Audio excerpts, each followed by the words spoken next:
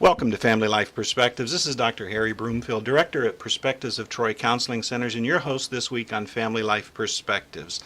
We're so glad that you've joined us this week because we have a special guest, Dr. William Guy, and then his guest, a very special guest in studio this morning.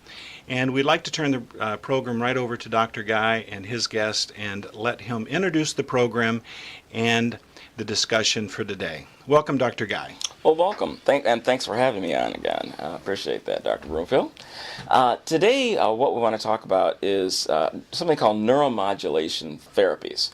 We have been treating depression and mental disorders for a long time now with medications, and there have been quite a number of advances in medication, especially for things like depression and anxiety, schizophrenia, and so forth.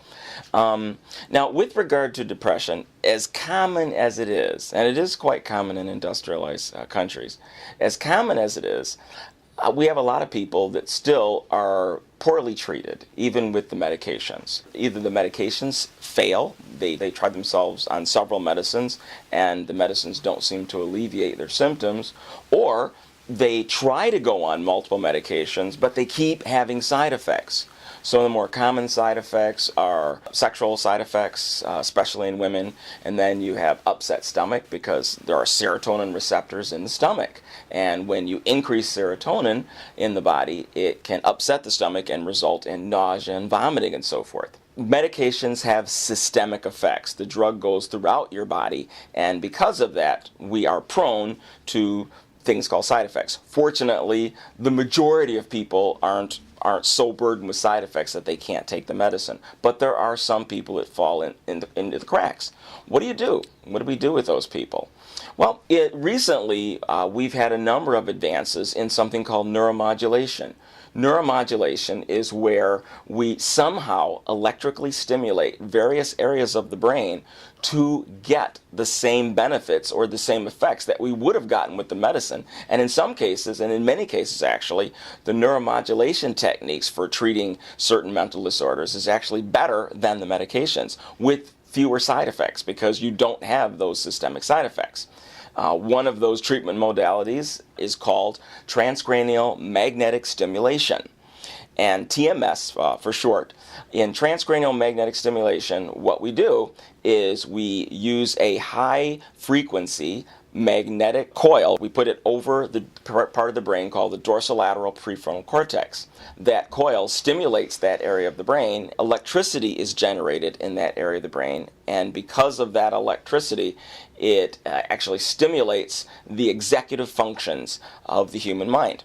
Now, the executive functions are planning, organization, memory recall, focus, time management, and strategy. These are all part, as well as working memory, these are all part of that front part of the brain, of the it's called the prefrontal cortex. But in transcranial magnetic stimulation, we stimulate with this particular kind of device. Now, today in the studio, we have a patient that's actually come through our program, whose name is Mercedes, and she was suffering with pretty severe depression, and had been on several medications with poor results. And she's volunteered to discuss her story with this particular treatment. Welcome to the studio, Mercedes. Thank you. I'm happy to be here. I'm glad you're willing to do this. Could you tell us a little something about what your experience with your depressive illness? Yes, when I started the treatment, I had a lot of negative thoughts in my head. Okay, this is before you got the yes, treatment. Yes, before. Okay. How long had you been getting treatment for depression before we came across TMS? Since I was 28. 28? Okay. Yes. Was there a particular event that started the depressive problems? I think, my daughter was born at that point in time. I knew I had a problem with depression since I was 18. I see. Okay. But not clinically diagnosed until the age of 28. I see. Okay. And then with the birth of your daughter, it sounds like you had some postpartum depression afterwards. I Yes. see. And that wouldn't relinquish. When did you first start getting medication or treatment for your depressive illness? At the age of 29. 29? Yep. Okay. And can you tell me what medicines have you been tried on over time? You know, if you name a list of depression medications, I probably would recognize 90% of them. Okay, like Paxil, Prozac, Zoloft, Effexor, Celexa, Lexapro. Yes, yes. Okay. Although I don't know how to pronounce them, but I do recognize. Yes. Yeah. It's So been- you've been. What were? Was it that they just didn't work, or that you had side effects to them, or was it both?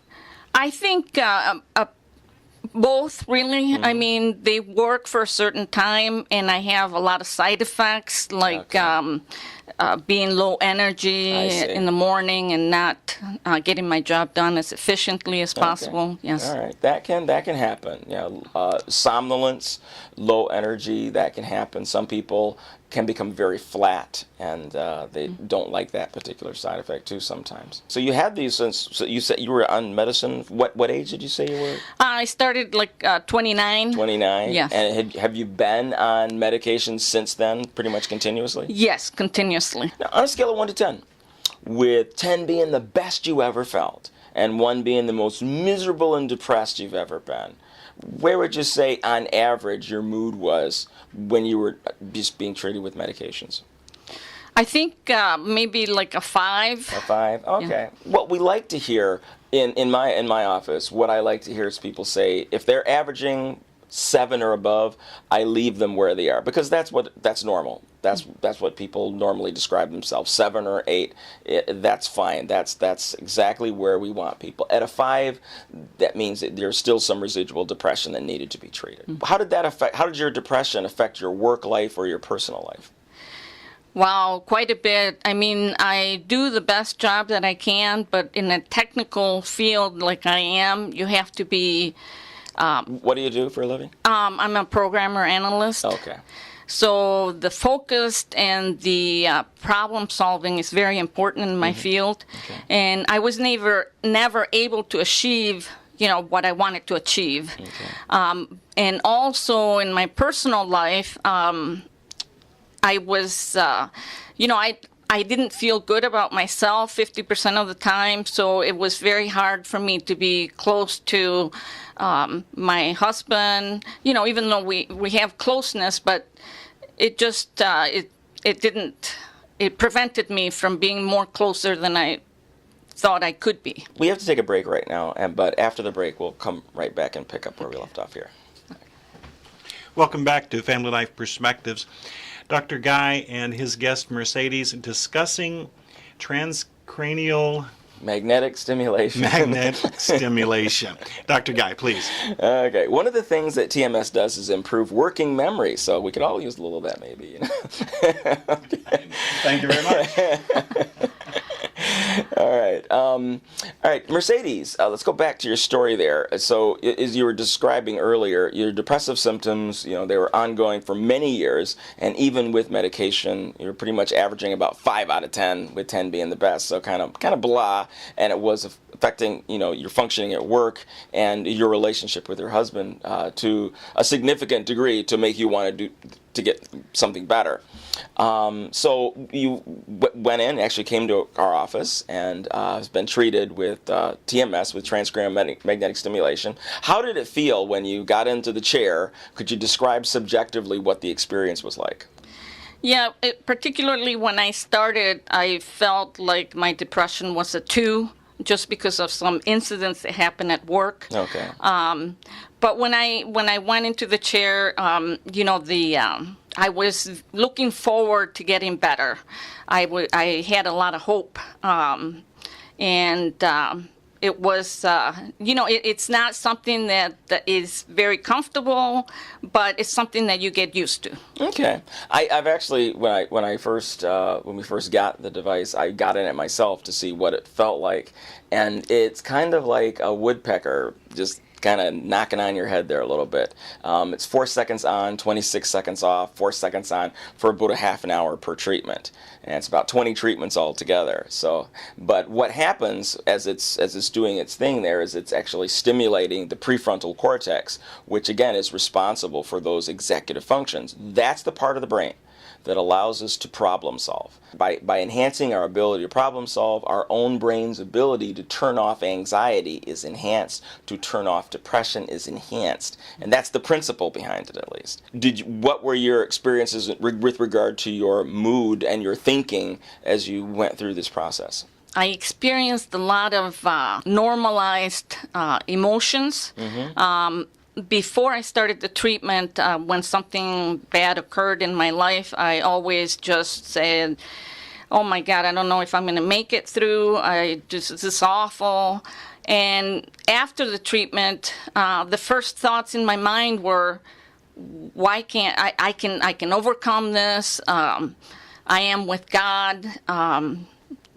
I have to try to make it better, and just all these positive thoughts came into my head that really I struggled through having before the treatment. Okay. Thanks for coming on. I really appreciate that. The experience that you describe is kind of typical. I mean, so far we've had similar response with many people, but there is a reason for that kind of a reaction, and that as the prefrontal cortex becomes electrically active, the glial cells that support the neurons start to come alive, and those neurons get more nurturance, and your ability to rationalize and think through your problems is enhanced, so that the emotional brain stops running away.